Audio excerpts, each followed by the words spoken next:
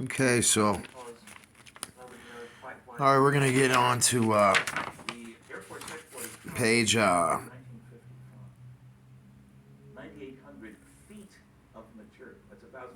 Okay, so yeah, we were gonna go.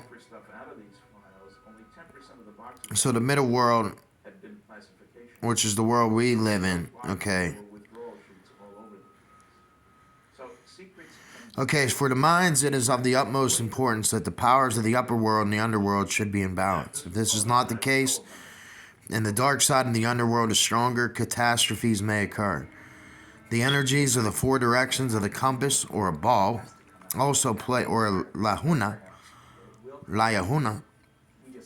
okay, we call them in Mormonville, play an important role as they hold the middle world, which is the world we live in balance. Numerologically, the number 23 adds up to 5 and 2 plus 3, which turns the mind's number for the center and the number of Hunab Ku.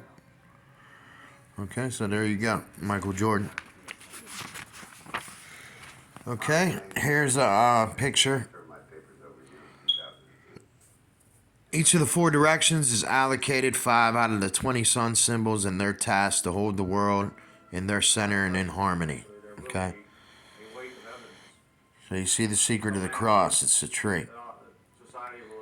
Okay, you got air and light in the north, water in the west, earth in the east, fire in the south. Okay. In 1979, the SETI program was set up.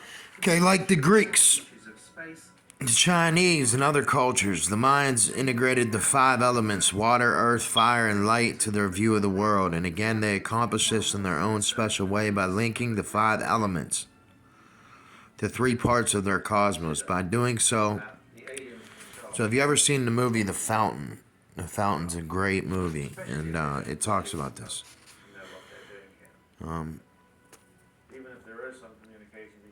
So by doing so, they were able to show that everything is one. Upper world, underworld, the world that the humans are everywhere. Every human being, every stone, every tree, the air, the stars, everything consists of these 3 levels. Consequently, also of the 5 elements. Each tiny particle turns into a reflection of the great universe. As their main pictogram, the Mayans used the tree to symbolize life in different levels of reality. They considered the Kiba tree to be holy, and have now made it their national tree. Besides the pyramids, the cross, the Milky Way, the inner structure of the Tzolk'in, their holy calendar fulfills the same symbolic function. Mythology tells that once the primal creator himself became the tree of life, since he has become visible in the night sky in the shape of the Milky Way. So this is what God was talking about, coming to the land of milk and honey, which is right between your forehead, your 2 ears. The water flows through the underworld, representing the subconscious, the dream world, and the primordial beginning. The element earth floats on the water, and the earth itself is penetrated by the water. This symbolizes the conscious world, the world of humankind in the cycle of birth, maturing and passing. Above the earth, the element air rises. So the sign of Aquarius, the new age that we're in, it is an air sign. Okay. So this reflects the spirit and the power of creation. On the next level, we find the element light, connecting humans with the upper world, which is ultimately their highest destiny. So it's truly all about enlightenment and attaining the most highest enlightenment. Okay, so this is like in the book of Thoth, he talks about it, how, when you reach the actual true glory of God, you'll just be nothing but light. So, all 3 of these worlds, the upper world, the underworld, and the world of humans, are connected through the element of fire. Fire is the motor of all living beings on the earth, and the sun connects all living beings to the higher levels of existence. Every level of the upper world is populated by divine beings who have created everything and now take care of the humans and safeguard their daily necessities like sun, rain, harvest, and food. except the moon goddess Ixchel or Shishel. The world is mainly populated by male gods, whose principal deity is the Lord of the Sun, Ahau. He is last in the circle of the 20 sun signs. Other important gods are the corn god Khan and the rain god Chak. The 9 levels of the underworld are ruled by the so-called lords of the underworld, which are capable of dissolving or destroying the old in order to make way for the new. It's very significant that on this level, female deities are prevalent, as this is the place of rebirth, the passage from death to life, and it denotes a period of rest and conception. So the Greeks have called the element of light ether. The Chinese call it wood. Native American cultures, the sacred mountain, the turtle, the Merkaba, have this symbolic content. The Mayans consider caves, which they call cenote, as a portal to the underworld, especially if they are filled with water. Therefore, caves have always been holy sites for the special rituals and ceremonies. See, our mother gives birth to us, we go back to our mother. And the Australian Aborigines call the level the dream world. The middle world is of the humans is the place where the upper world and the underworld meet.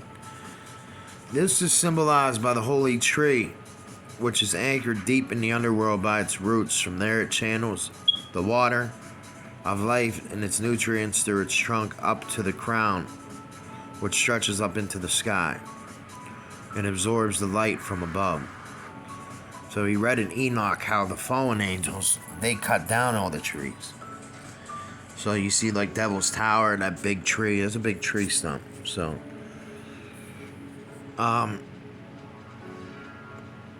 thus the trees teach us humans about their special purpose in life. We are trees in the 5th dimension. So the link above and below, the Mayans point out humans need their gods, but the gods need the humans too. To help them fulfill their purpose, the Mayans developed an important tool for them, which is the Tzolk'in, their holy calendar.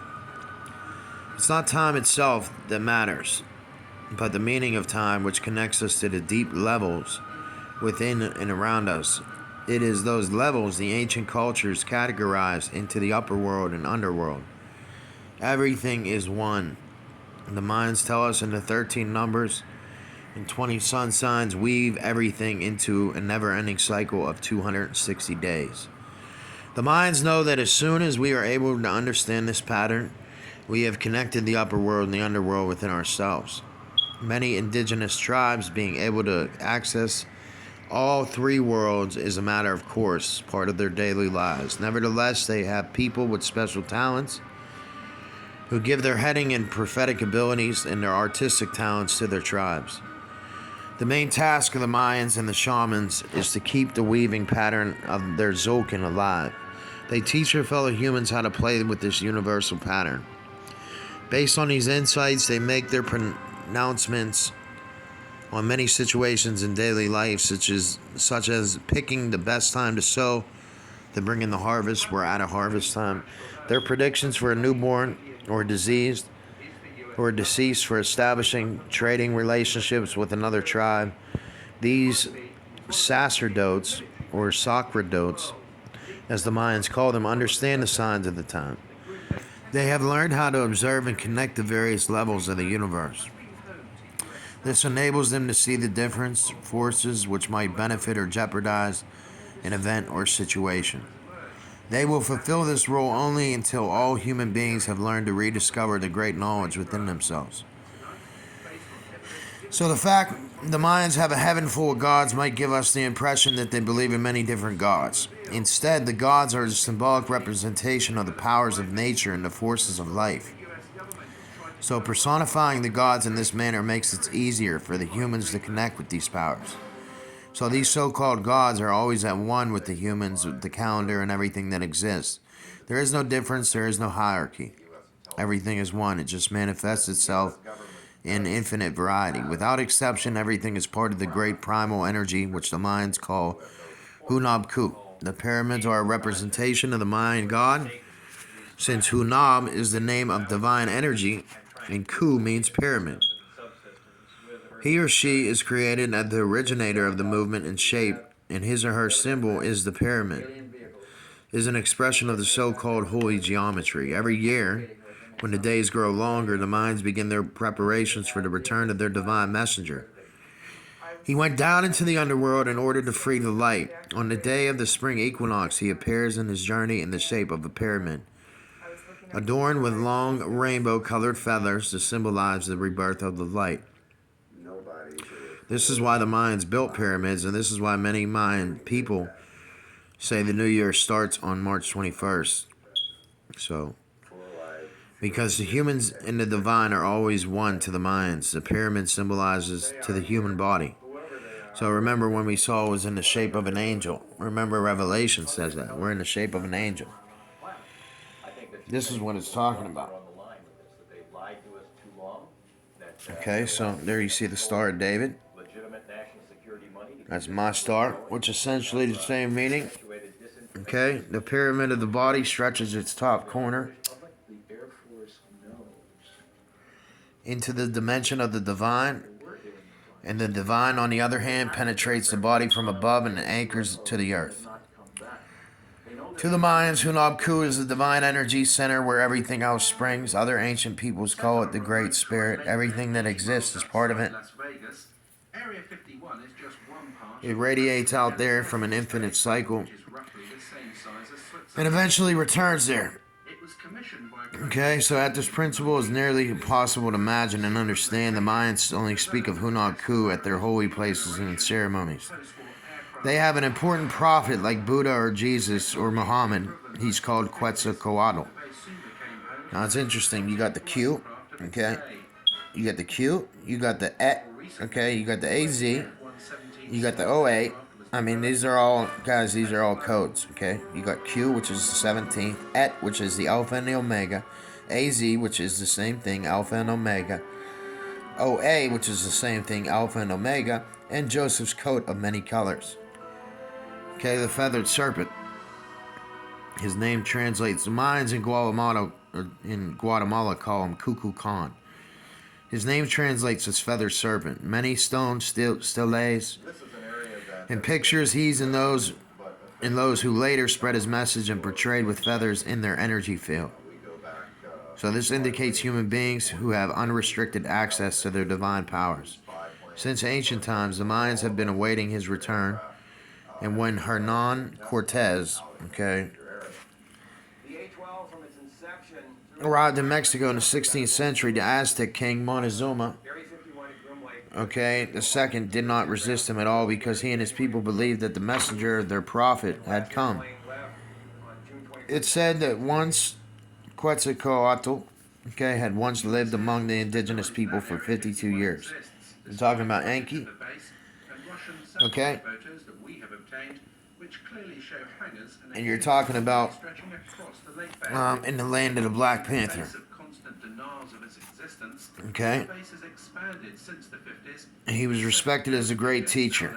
So, 23. We know about the holy geometry by the works of the Greek philosopher Plato. Many ancient peoples used to explain the divine by means of mathematics and geometry, which was always an attempt to describe the universal pattern through various symbols and languages. Many people consider this date the start of the new year, and in some ways, the Western world is no exception to this.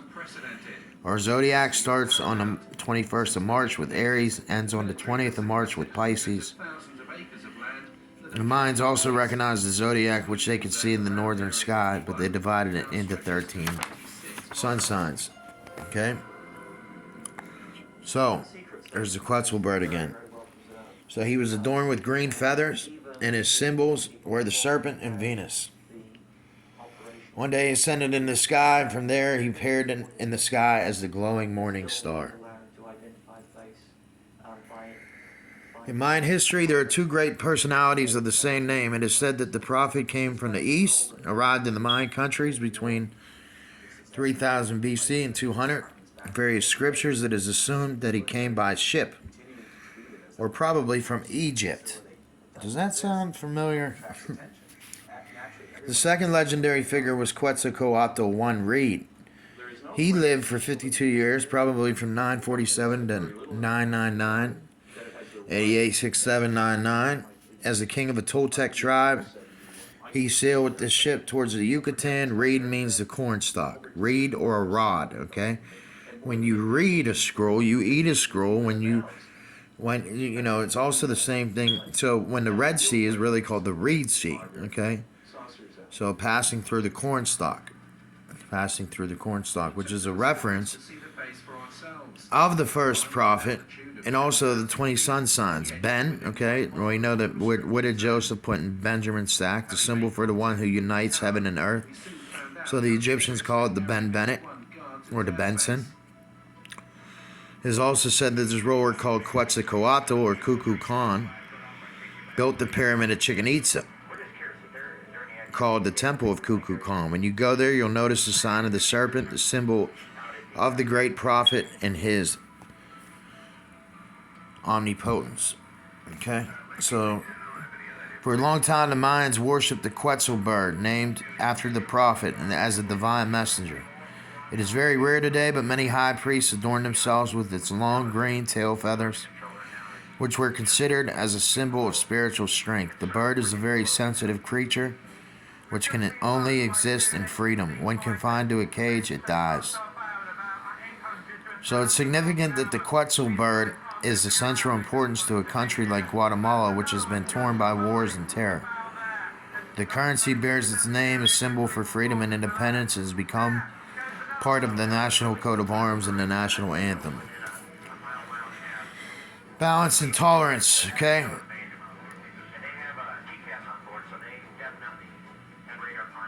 Page 59. Okay, 1992, this lady, Menchu, Tayum, or Tum, received the Nobel Peace Prize. She took it as a sign of hope and appreciation for the people who, had 500 years, had been resisting a culture imposed by external powers.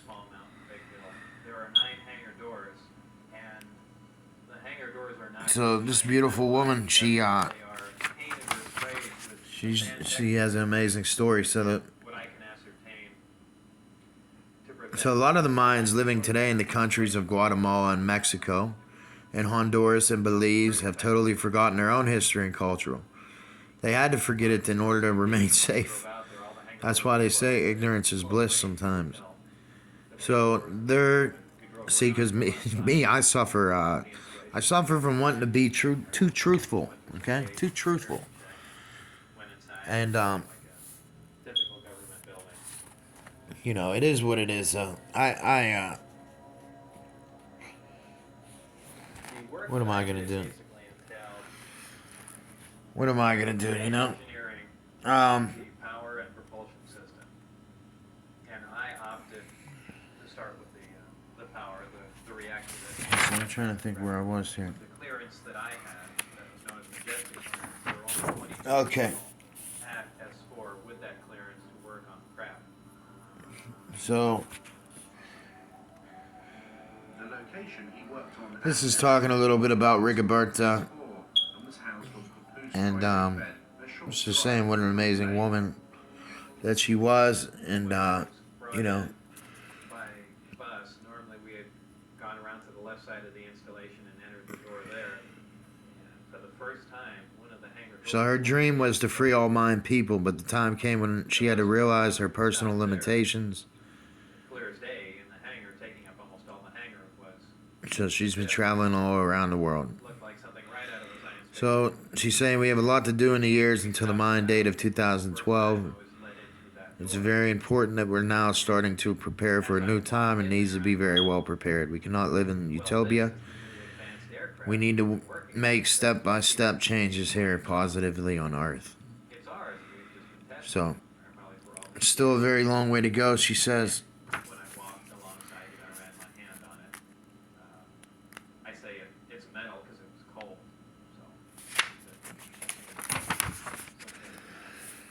Okay, so she's saying here that the United Nations proclaimed the year 1993 as the year of Indigenous People, 1995 as the United Nations initiated the Decade of All Indigenous People.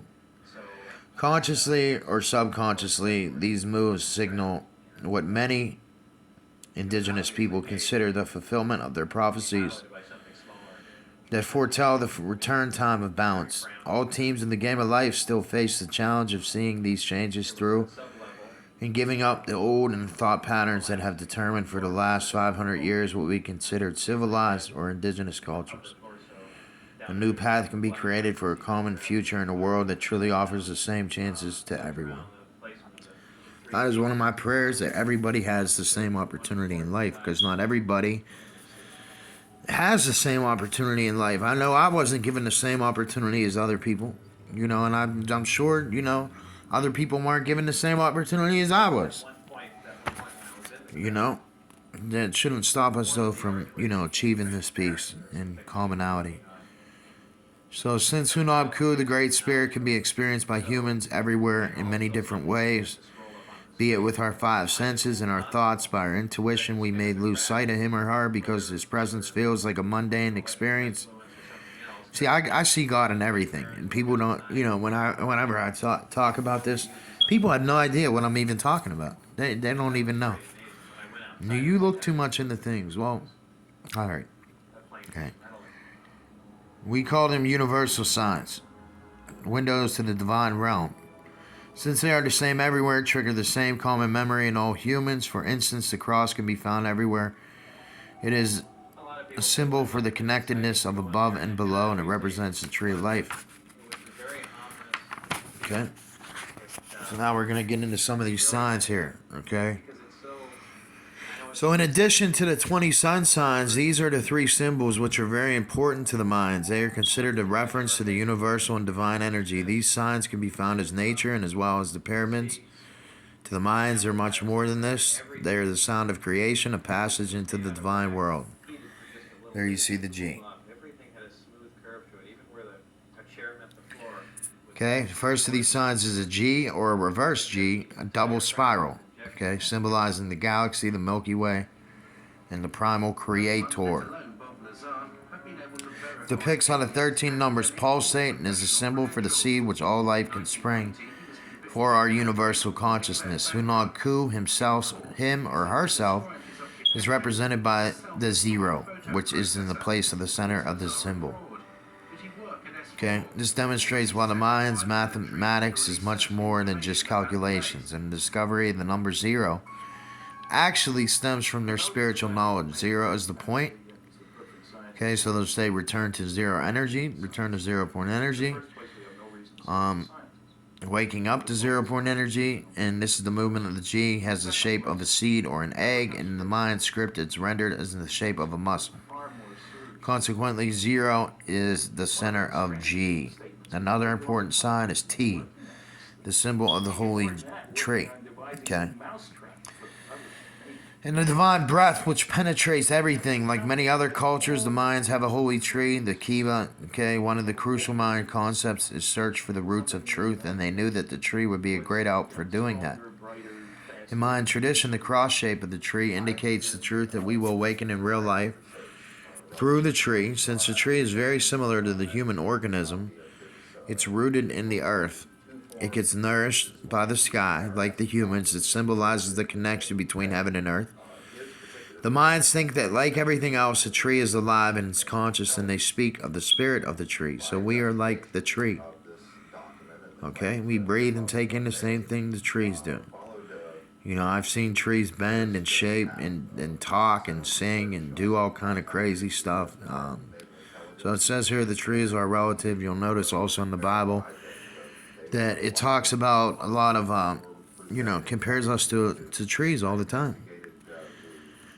So, it can, for instance, put people under its spell. It can calm them down. It can ground them. When we connect with it, we feel its energy, listen to its message.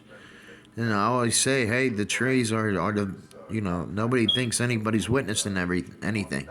Well, the trees are. The trees are some of the greatest witnesses of everything that's ever happened here. So many ancient people, the tree is a living being. See what I'm saying? There's a living being whom they could speak. It carries the wisdom of many generations as well as the wisdom of the universe. After all, the spirit of the tree is nothing else but a manifestation of Hunab Ku, the great spirit, which is also the spirit of the humans. We should maybe think of the indigenous people as the roots of the tree of our planet. See, these are why our, indigenous brothers and sisters are so important, and the ancient people and knowledge is so important. So they consider themselves the ones who really honor the earth as their mother. They do best to maintain a close connection to her. We in the West often are like leaves that blossom and furrow, like branches which are break and easily cut off. For a long time, Western culture has tried to pull out the roots, which is a mistake because if the roots die, the whole tree dies. Now the Mayans and the other indigenous peoples remind us that we all have the same roots.